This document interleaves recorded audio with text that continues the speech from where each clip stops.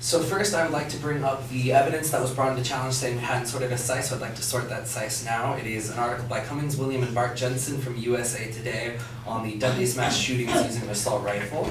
Next, I would like to cite the stricter laws that we were talking about are part of California Penal Code, Pen Part 6, Control of Deadly Weapons, 16000234370, California Legislative Information, talks about the stricter requirements in California.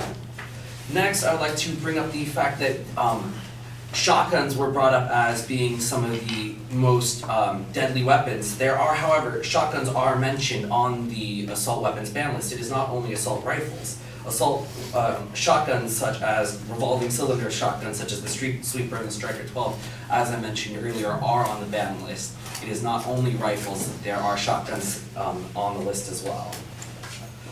Now, next, I would like to bring up the fact, earlier it was brought up how handguns are used more often than assault weapons in mass shootings, and how handguns are more accurate. However, the American military currently trains their operatives to use, or their troops to use their M4s and M16s in semi-automatic mode instead of burst or automatic mode.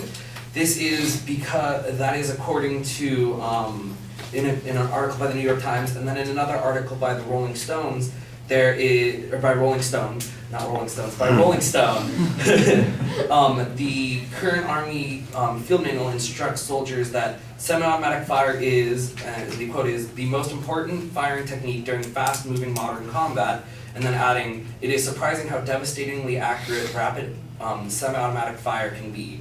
The semi-automatic fire allows them to rapidly move between different targets without leading to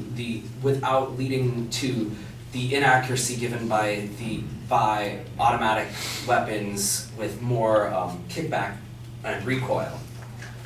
I'd also like to bring up, he again talked about the amount of damage that rifles will deal. According to another article by Rolling Stone, the AR-15 assault rifle was engineered to create what one of its designers called maximum wound effect.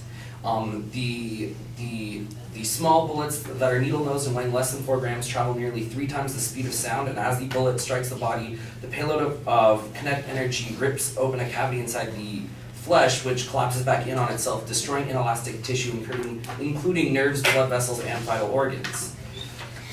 And then from the same article of Rolling Stone, in a description between the difference of a handgun wound and a wound from an AR-15. A handgun wound is simply a stabbing with a bullet. The bullet goes in more like a nail, just enters straight in, whereas a high-velocity round of an AR-15 is it's as if you shot somebody with a Coke can, leaving a much larger impact wound. Now, it was also mentioned how the sale of assault weapons is going down. I would like to bring up the fact that the number of rifles manufactured in the United States since the ban has actually increased 3-fold. I'd also like to bring up the fact that the largest arms dealer in the United States, Walmart, as well as Dick's Sporting Goods, have already began to put their own ban. They are no longer selling assault weapons, and they're no longer selling handguns to anyone over the age of 21.